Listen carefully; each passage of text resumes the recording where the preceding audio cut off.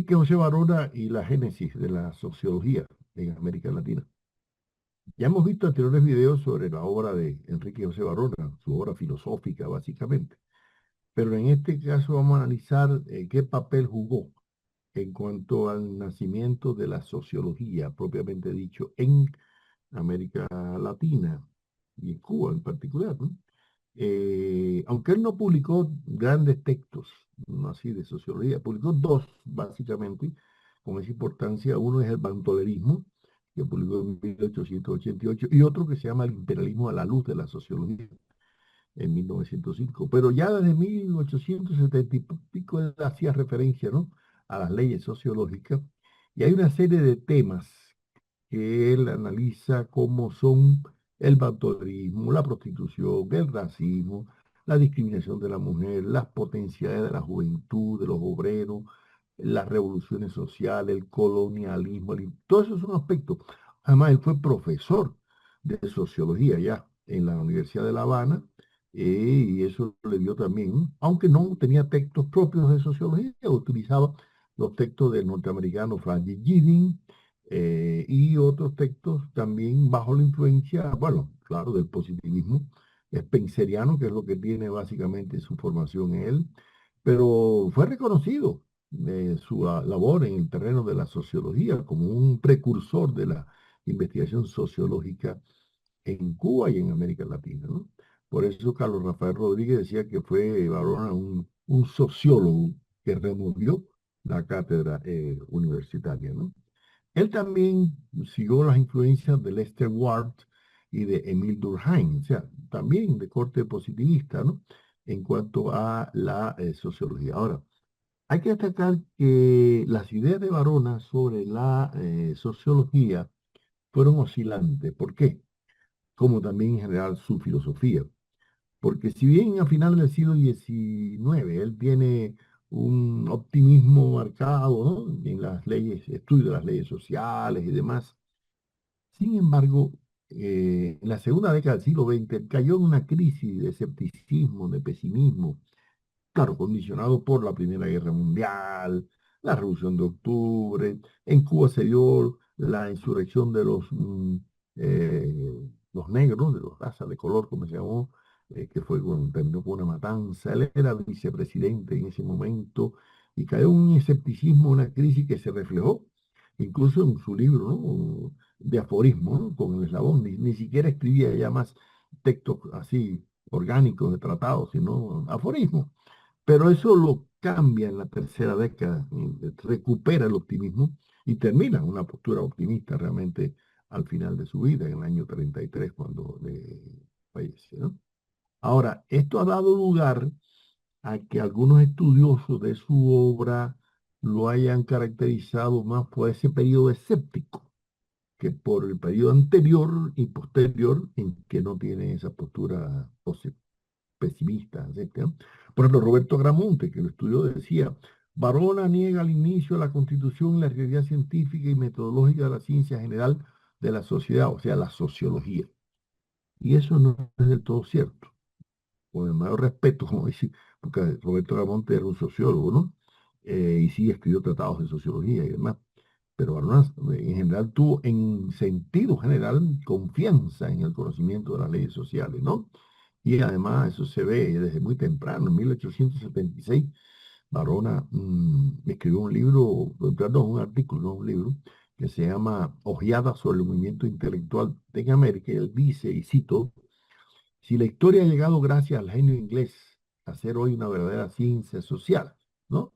Entonces, dije, no, eso quiere decir que para él, está hablando de la historia, no de la sociología, pero ya está admitiendo la existencia de ciencias sociales, ¿no?, y de que se puede conocer la regularidad de las tendencias de las leyes, ¿no?, del desarrollo histórico y del desarrollo social.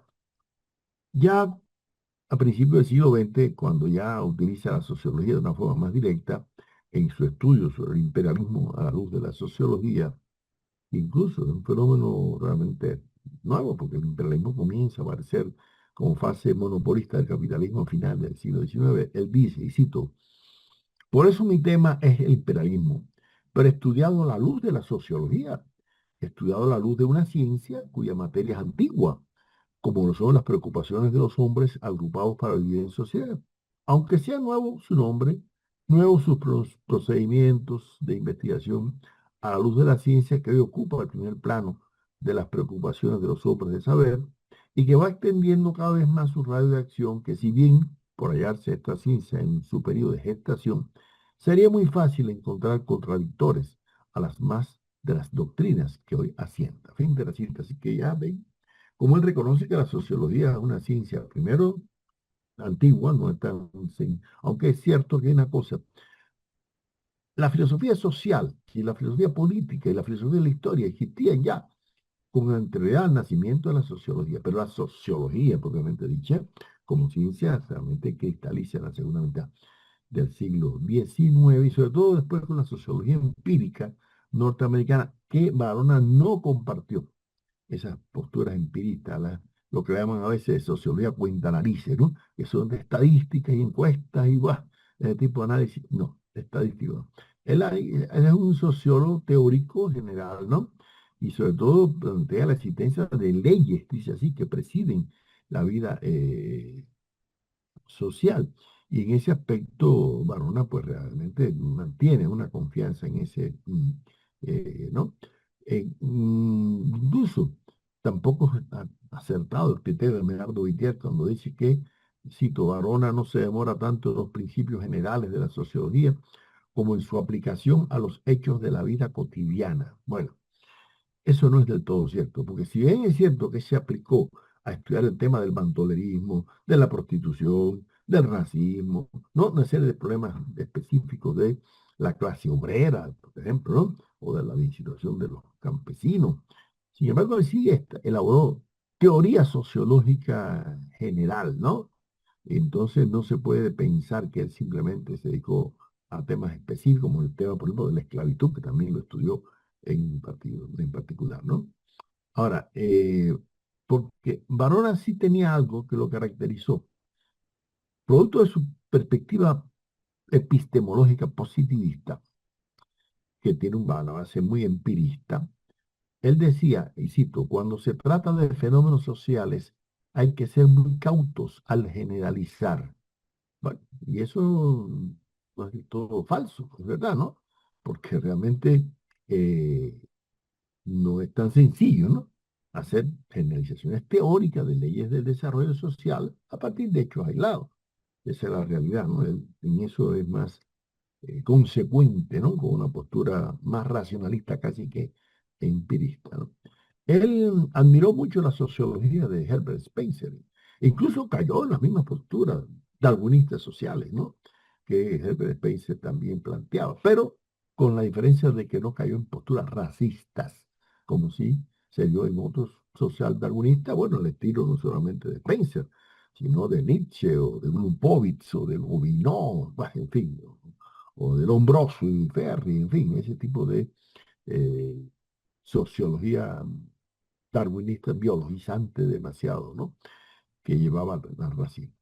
Según él, decía, Herbert Spencer afirma que la historia sirve de doncella a la sociología, ¿no? Si esta clarita conserva, como todo lo indica, el hábito de chismear y enredar a su mujer, que bien informada estará la señora. O sea, él se cuestiona un poco a veces que la sociología, claro, se basa en la historia, y cuando entra en la crisis de su pensamiento, repito, en la segunda década del siglo pasado, que cae en un periodo de decepción, ¿no? Incluso hace una especie de balance, ¿no? De decepciones, da lugar a que sus ideas iniciales, ¿no? De la sociología comiencen a ponerse en tela de juicio. Ahora, en fecha tan temprana como 1878, él dice, Tito, es inútil recordar virtudes contra natura. Lo que necesitamos es fomentar las que tienen sus raíces en nuestra constitución moral, para que el nivel de las costumbres se eleve, para que las relaciones sociales se dulcifiquen en el hogar y se ennoblezcan en la plaza pública, para que las instituciones se cimenten en la justicia y en la libertad, para que los pueblos se respeten y para que la tierra, ya que no se convierta en una ciudad de Dios, llegue a ser la morada hermosa y pacífica de un ser armónicamente sensible, inteligente y bueno. Fin de la cita. Como ustedes pueden ver ahí, está el optimismo, claro, de Varona, ¿no? De que el conocimiento de la sociedad puede lograr un perfeccionamiento del ser humano, ¿no?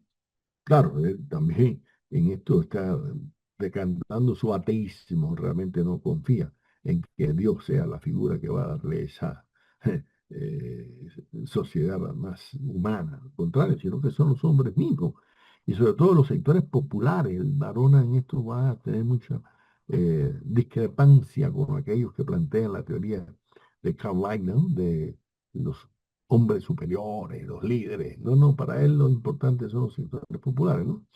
Ahora, la sociología de Barona tiene un enfoque muy multifactorial y eso es importante. ¿Por qué? Porque en 1888 él dice, el país o medio físico, la raza, la herencia étnica, la historia, la herencia psíquica, las costumbres, la organización industrial y política y la moralidad, todo eso conforma, ¿no? El contexto social. Y por lo tanto, ahí ustedes pueden ver una perspectiva muy realista, yo diría muy materialista, ¿no? Respecto a la comprensión de la sociedad. Incluso Barona llega a reconocer, el marxismo llega a decir que el marxismo es la exageración de un principio cierto, dice en 1906, ¿no? El hecho de que los factores económicos determinen el desarrollo social quiere decir que no son los únicos, pero sí son importantes. Y en eso está coincidiendo prácticamente con el marxismo, ¿no? Porque él no es marxista, ni mucho menos, pero está coincidiendo, vamos a decirlo, con la concepción materialista de la historia, que es lo que Engels había planteado, que puede haber un conjunto de factores biológicos, políticos, jurídicos, religiosos, artísticos, lo que sea, pero que el factor económico es el que determina, ¿no? La relación social. Y ahí Varona también va a coincidir. Otro aspecto que caracteriza el pensamiento sociológico de Varona es su postura filantrópica, ¿no? Y su estimulación a la solidaridad y a la sociabilidad entre los hombres, ¿no? Entonces, Juan Marinello, ese destacado ensayista cubano que, bueno, lo conoció bien. Yo tuve la oportunidad de entrevistar a Marinello, me comentaba, ¿no? Y decía Marinello que Barona creyó en el hombre, no en los hombres. Y las miserias de su contorno le bloquearon la comunicación con afirmaciones radicales que mueven al reformador. Es decir, algo parecido a lo que Martín también le decía a su hijo, ¿no?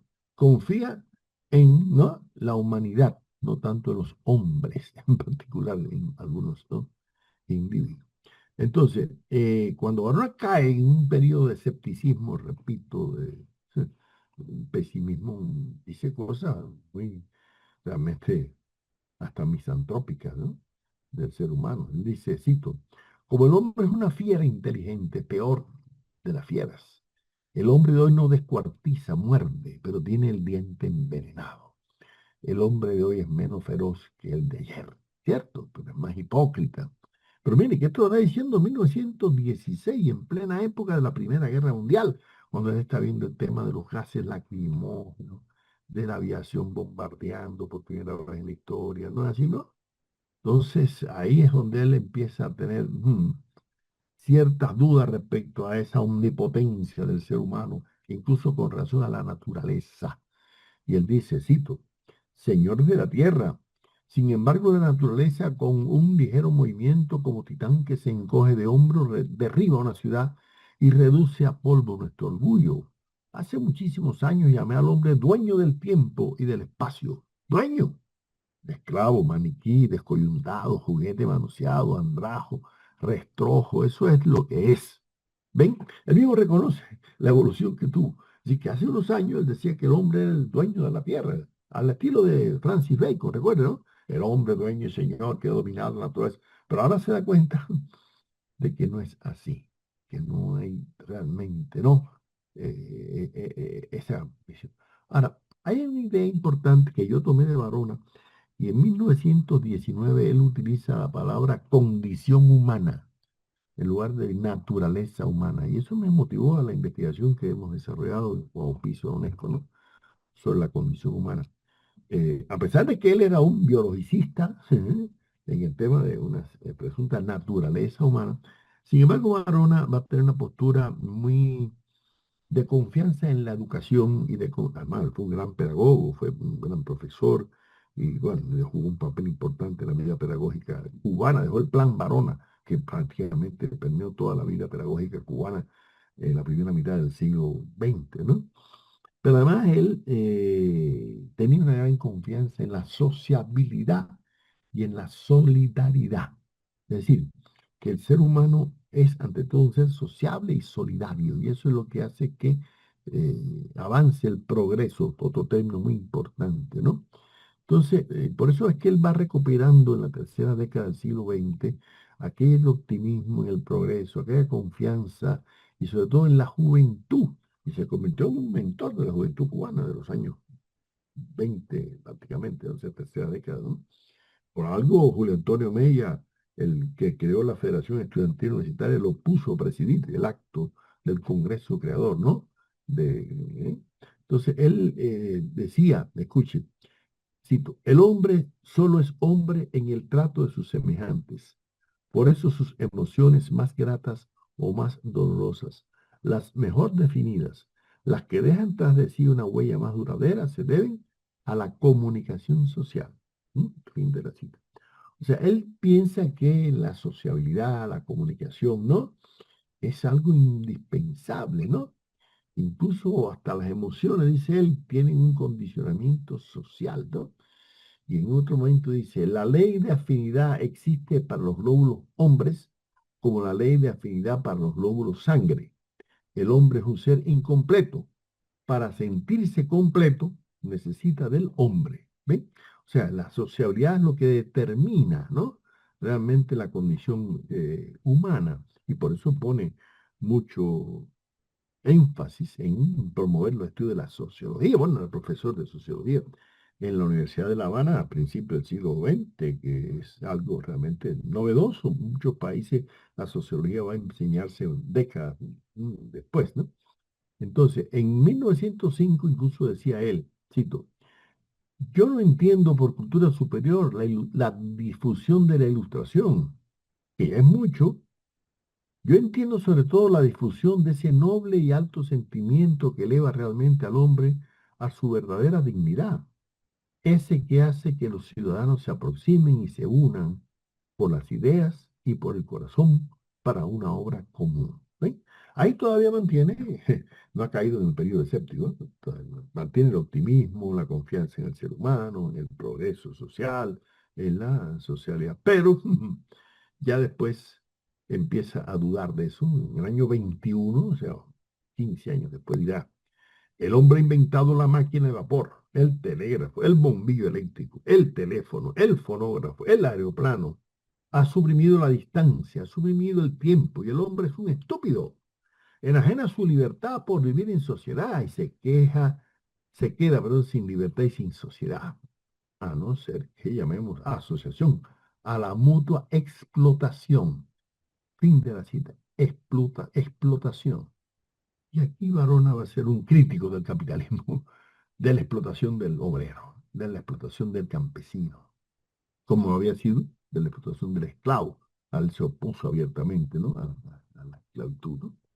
Entonces realmente él tiene esas vacilaciones, ¿no? Que por un lado está diciendo en los años, segunda década, la generalidad de los hombres son unos autómatas que se imitan unos a otros, lo mismo cuando obran que cuando piensan, fíjense, ¿no? El hombre es un gorila repulido, orgulloso antropoide reformado, desconcentrador, destructor, un monstruo que tiene la mentira. Todo eso lo está diciendo, eso nadie lo puede negar, ¿no? Sin embargo, hay algo que llama la atención. Saint-Exupéry decía que, y cito, en realidad el reprimido pesimismo de Varona, que tan noble y bellamente se trasluce en sus mejores páginas críticas, constituye su verdad más profunda y más fiel, según hemos dicho en otro estudio. Ese fondo escéptico típico de lo que pudiera llamarse el romanticismo positivista de la generación de Varona y Saint-Gilly no le impidió, como sabemos, actuar con entusiasmo y generosidad en la vida intelectual y política de nuestro país. Fin de la cita. O sea que Barona sigue. En el plano teórico va a expresar todas esas ideas escépticas, misantrópicas, ¿no? Pero cuidado, en el plano práctico, su vida política es todo lo contrario. Incluso como mm, ministro de Hacienda en la época de la intervención norteamericana, o ministro de Educación, rector de la Universidad de La Habana, o vicepresidente de la República con el gobierno de Mario García Menocal, todo lo que hizo fue por impulsar la educación, el progreso, la industria, sobre todo, y para enfrentarse al imperialismo norteamericano, que él claramente toma una postura antiimperialista, ¿no? Entonces, por eso Varona, en el plano sociológico, le da mucha importancia, ¿no? A cómo el ser humano debe perfeccionarse, ¿no? Y perfeccionarse en relación con el medio en que se forma, ¿no? Decía él, todo ser humano, grande o pequeño, es el producto de dos factores, el personal y el que lleva en sí y el del medio que le rodea. No es posible concebir al hombre fuera del estado de sociedad, porque carecería de sentido. Esto implica que sus estados subjetivos se moldean sobre sus impresiones objetivas de orden social, aunque no nos demos cuenta de esa dependencia, como no nos damos cuenta generalmente de que respiramos. Es por eso que aún este reducto de la individualidad, la conciencia de un sabio, lo hemos forzado por la influencia de la colectividad. Se refugia en su pensamiento y encuentra allí mil huéspedes extraños. Aquella idea que le parece más propia es quizás mero préstamo de un acreedor incógnito. Importante esta tesis. ¿Qué quiere esto decir? Que si no es la relación social, si no es la comunidad, el individuo aislado no hace nada. Todo está en dependencia de la comunidad, ¿no? Todo es un producto de incluso sectores populares. El término pueblo es importante en la sociología baroniana. Él dice, cito, los sabios profundos, los grandes maestros, los genios eximios, no se producen espontáneamente. Son anunciados y prometidos por una gran cultura científica, artística y literaria. Es decir, que donde llegan a señalarse vigorosamente esas individualidades, van dejando de sí otras mucho menos caracterizadas que les sirven de base y sustento. Fin de la cita. ¿Esto qué quiere decir? Esto quiere decir que para él, cualquier artista, pensador, científico, filósofo, político, lo sea, no es algo aislado de su contexto, sino que es un producto de su sociedad, de sus condiciones históricas, de sus circunstancias, de otros hombres y mujeres que le preparan el camino, ¿no? Por eso, aunque él tenga ideas un poco darwinistas sociales, ¿sí? Esa teoría que reduce los estudios sociales a leyes biológicas, sin embargo, él le da mucha importancia a los sectores populares y se opone a la teoría de los individuos supremos que hacen la historia. No, no, no. Y dice, cito, hoy los grandes actores en el drama de la historia no son los principales de los pueblos, sino los pueblos mismos. Fin de la cita. ¿Quiénes son los principales? Bueno, los líderes, ¿no? Ser hombres superiores. Él dice por allá por 1886, cito de nuevo, los hombres superiores son útiles, sí, pero no indispensables. Los pueblos no deben esperar milenarios ni mesías. Deben saber que el trabajo continuado de los pequeños es el que realiza las obras colosales, que luego se atribuyen a los grandes. Cuidado. Está diciendo que realmente son los sectores populares, los pueblos, los que impulsan a los líderes.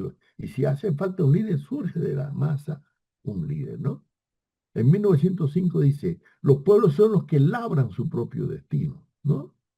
Y en otro momento dice, ningún hombre es indispensable, pero en ciertos momentos hay hombres que encarnan grandes fuerzas políticas o sociales, las que se amenguan con su pérdida. Y esto lo dice al morir José Martí, ¿no? Él lo dice como que le pesa, ¿no? La muerte de su amigo, porque Martí fue gran amigo de José Martí, incluso fue quien le pidió que se fuera para Nueva York a dirigir el periódico Patria, órgano del Partido Revolucionario Cubano para dirigir la independencia de Cuba y Puerto Rico, porque los dos países era la aspiración tanto de Martí como de Barona, como de Eugenio María de Hostos, que vamos a ver en un próximo video, que también es otro de los que forman parte de la génesis del positivismo y también del nacimiento de la sociología en América Latina. Ese sí escribió un tratado de sociología, es uno de los primeros tratados de sociología en América Latina, este puertorriqueño, pero bueno, eso lo veremos en el próximo video. Ahora, escuchen lo que decía Barona sobre Martí. Martí desembarcó en Cuba con el general Máximo Gómez y 4 compañeros más. Antonio Maceo invadió Baracoa con 20 hombres. Su audacia habría sido demencia pura y simple si no hubieran sabido que los aguardaba un pueblo entero, dispuesto a seguirlos a la victoria o a la muerte. La historia no presenta ejemplo igual. El valor de sus hombres no tiene paralelo, pero su acción política habría sido inexplicable sin un hecho capital.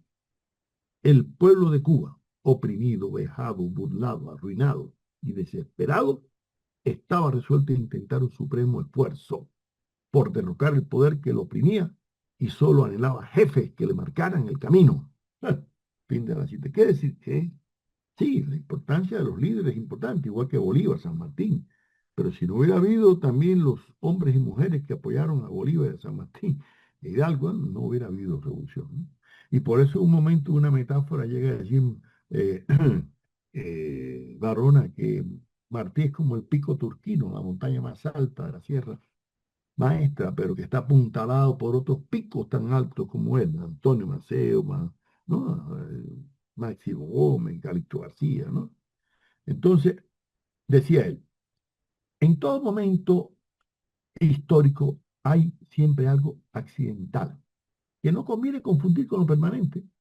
Lo accidental son los hombres que representan una situación. Lo permanente son las ideas que conforman un estado social. ¿Ven? La importancia del papel, ¿no? De las ideas y sobre todo cuando las ideas cristalizan en los pueblos, ¿no? Marx, por allá en la Sagrada Familia, decía que cuando una idea cristaliza en la conciencia de su pueblo, se hace invencible, ¿no? Y Barona decía, cito, ideas, teorías, costumbres, instituciones, todo se forma por un sordo trabajo de acumulación de materiales, aportados de aquí y de allí por millares de obreros, las más veces inconscientes de su labor. Y cuando se han gastado por el uso, cuando ya vienen estrechos nuevas necesidades que trae el andar del tiempo, comienza el trabajo de desmoronamiento, no menos invisible, hasta que un día se hunde lo que pareció fábrica sólida, porque no se distinguían sus corroídos cimientos.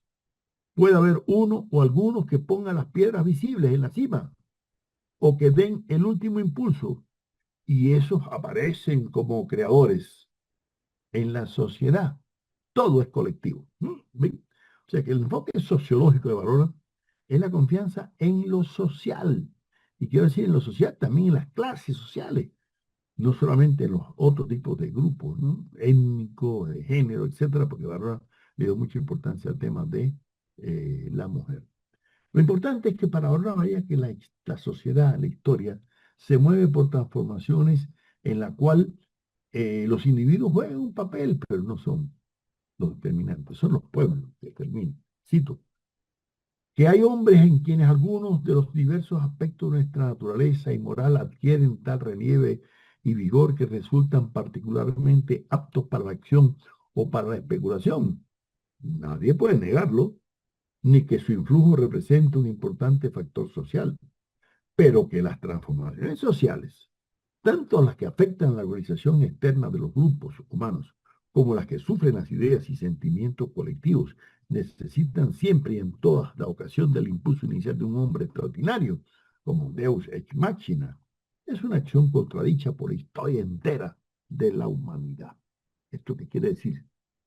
Que no son los grandes hombres los que hacen la historia, son los sectores populares, es la colectividad, son los hombres en la masa, ¿no? A veces esa, ¿no? Que aparece informe, ¿no? Y por eso decía, hoy los grandes actores del drama de la historia no son los príncipes de los pueblos, son los pueblos mismos, sí, los hombres los que hacen, ¿no? Y también Varona le da mucha importancia a cómo los pueblos se unen en el carácter nacional, ¿no? Y impulsan las transformaciones, ¿no? Decía, cito, el carácter nacional es a la vez un efecto y una causa, porque reacciona de las circunstancias de donde se originan los rasgos particulares de un pueblo, su raza, su constitución física, la naturaleza del clima en que vive, la extensión de su territorio. Son otros tantos elementos que entran en la formación de su carácter primitivo.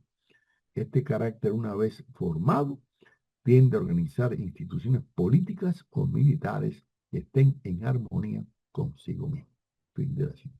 O sea, él, aunque le da mucha importancia, recuerden que el término raza tenía en aquella época un distinto contenido a lo que se va a dar posteriormente, ¿no? Una especie de la etnia, ¿no? Incluso él llega a hablar de una etnia, una raza latina, ¿no? Bueno, también lo hacía Vasconcelos, otros filósofos latinoamericanos, y también una raza anglosajona, ¿no? Él llegó a decir, y eso fue a unos textos de moral, que las razas tenían morales superiores e inferiores.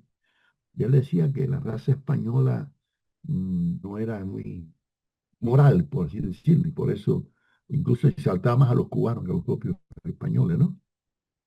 Y aunque él fue partidario de la inmigración de la raza anglosajona de ingleses para que vinieran a impulsar el desarrollo industrial en América, sin embargo, eso no llevó ninguna en ningún momento, ¿no? A posturas racistas, ¿no? Entonces, destacando los valores del pueblo cubano en una época que había que destacarlo eso para enfrentarse al poder español, él decía, cito, hay en el hecho tres cualidades grandes que sustentan solamente a las razas superiores. La de improvisar ante la necesidad, la de organizar ante el peligro y la de perseverar en su propósito. Un pueblo que improvisa, organiza y persevera es un pueblo capaz de dirigirse y hasta de dar lecciones a sus amos, es decir, a los españoles. Está diciendo claramente, y por eso es que las ideas de Varona eran muy peligrosas en plena colonia. Además, Varona dirigía dos revistas importantes, la revista de Cuba y la revista cubana que se circulaban por toda la intelectualidad, y por eso Varona, aunque no era independentista todavía, era más autonomista todavía en los años 80, pero fíjense, en esa época, les decía, en 1887, el cubano, ya lo hemos dicho, tiene caracteres que marcan un progreso dentro de su raza. Si no es más inteligente en lo absoluto que el español, es de comprensión más rápida y mucho menos refractario a las novedades. Ha perdido al ser trasplantado a América la desconfianza de lo desconocido que caracteriza a las razas fanatizadas por la veneración a lo pasado. Casi tan sobrio como sus progenitores, es igualmente sufrido y reacio, y considerado en la colectividad, como ellos tenaces y perseverantes. En resumen, conserva grandes cualidades que han heredado y al mismo tiempo es más abierto, es más moderno, es más cosmopolita que sus padres. ¿Quiénes son sus padres? Los españoles. Eso está diciendo él en los años 80. Quiere decir que está preparando ideológicamente, ¿no?, la independencia política de los cubanos, ¿no?, de España. Entonces, aunque él admita que otras razas sean superiores, ¿m?, como el pueblo norteamericano, al cual él ve como un pueblo que admira, porque es un país libre, etcétera, ¿no? Sin embargo, después va a criticar abiertamente a los gobiernos norteamericanos y a la política agresiva. Incluso Varona llegó a presidir el Comité por la Independencia de Puerto Rico en los años 20 y 30, quiere decir, oponiéndose, ¿no?, a la dominación neocolonial de Estados Unidos sobre Puerto Rico, ¿no? Y además, esa postura lo lleva a una postura siempre de emancipación, ¿sí?, y de crítica a la esclavitud, de crítica a la explotación de los obreros, ¿no?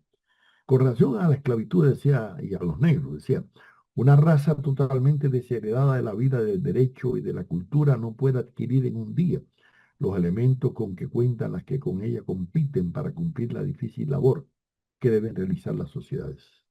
Mas hay una vía, una sola, para que lleguen a poseerlos: la educación, profusa y sabia distribuida, sabiamente distribuida.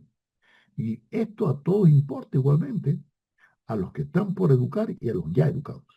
Porque en un pueblo, por separado que se creen sus componentes, no puede padecer una parte sin que todos padezcan. O sea, que él está planteando, fin de la cita, que hay que educar a los negros recién liberados de la esclavitud, ¿no? Porque han participado decisivamente en la independencia política de Cuba. La mayor parte de los ejércitos independentistas de Cuba frente a España eran negros, eran mulatos, porque la población cubana en ese momento era mayormente negra, mestiza, de mulatos, ¿no? La población blanca era minoritaria. Bueno, nuestra preocupación en que tuviera una situación parecida a la de Haití, ¿no? Entonces, aunque sus concepciones sociológicas, fíjense bien, ¿no? Admitía esas diferencias raciales, sin embargo, no tenía una postura racista. En 1928 dijo: durante mis años de profesorado en la universidad tuve muchos alumnos de color y no admití diferencia de capacidad entre ellos y sus compañeros blancos. Recuerden que a los de color se eufemísticamente a los negros, ¿no? Entonces, por una parte, él admitió esas posturas un poco darwinistas sociales, pero realmente luchó para que se eliminaran, ¿no?, las discriminaciones, y sobre todo le dolió mucho la insurrección de los negros en 1913, ¿no? Porque para él la sociedad era como un organismo. Él tiene una concepción estructural funcional de la sociedad, y ese es el carácter del darwinismo social, ¿no? Si la biología ha demostrado que hay una célula donde hay estructura y función y organismos de estructura y función, pues eso mismo debe existir en la sociedad. Entonces la sociología de Barona está permeada por esa idea organicista, y lo dice, cito: la gran ley que rige la vida de la sociedad, como la de todos los organismos, o sea, una adaptación continua a las circunstancias externas, merced a la transmisión hereditaria de caracteres útiles adquiridos por variaciones lentas en el curso de la vida individual y colectiva. O sea que la concepción sociológica de Barona es que las sociedades, los pueblos son como organismos. Y en ese organismo tiene que haber un equilibrio de lo étnico, del género. Por ejemplo, Barona defendió mucho el tema de la emancipación de la mujer, que la mujer participara en la vida profesional, política, etcétera. Y eso realmente era muy avanzado, ¿no? También al principio del siglo XX, incluso cuando todavía ni siquiera se daba el voto, ¿no? A las mujeres. Él admiraba mucho a las mujeres en los países desarrollados, ¿no? Y admitía también que los otros sectores, sobre todo, tuvo una gran confianza en la juventud, ¿no? Porque la juventud y la mujer eran protagonistas importantes, ¿no? Entonces él decía, en relación a la mujer, una educación muy sólida y espiritual para que se desarrollen armónicamente facultades que están en lastimoso desequilibrio, para que la mujer, gracias al cultivo atinado de lo que le es genial y privativo, complete al hombre y sea su compañera, y si es necesario, cuántas veces lo es, su mejor apoyo en la escabrosa y sombría jornada, ¿no? Esa confianza en la mujer, en la juventud, ¿no? E incluso en su conferencia filosófica la dedicó dijo, a la juventud cubana, en cuyo corazón deseo fervorosamente que jamás se extinga el amor a la ciencia que conduce a la posesión de sí mismo y a la libertad. Entonces, esa idea que además confluye mucho también con las ideas de José Martí, ¿no? Realmente, ¿no? Entonces, yo creo finalmente que Barona, en el plano de las ideas sociológicas, se destacó mucho como uno de los primeros que cultiva la sociología a finales del siglo XIX, y su pensamiento sociológico muy multifactorial, que le otorgó mucha importancia a los distintos sectores sociales, estamentos sociales, clases sociales, porque también fue un gran defensor de los intereses de los obreros, de los campesinos, de los sectores explotados, ¿no? Y además por una postura también antiimperialista que lo caracterizó por plantear la necesidad que Cuba y Puerto Rico se emanciparan de la tutela norteamericana. Por eso utilizó el instrumento sociológico como un instrumento también de emancipación política. De manera que creo que las obras sociológicas de Varona realmente expresaban el nivel que fue alcanzando las ideas sociológicas en América Latina a fin del siglo XIX, principio del siglo XX, articulado a un humanismo práctico de vinculación con los sectores oprimidos, ya sean esclavos, mujeres o criollos, pueblos dominados, ¿no?, por el colonialismo o por lo que sea.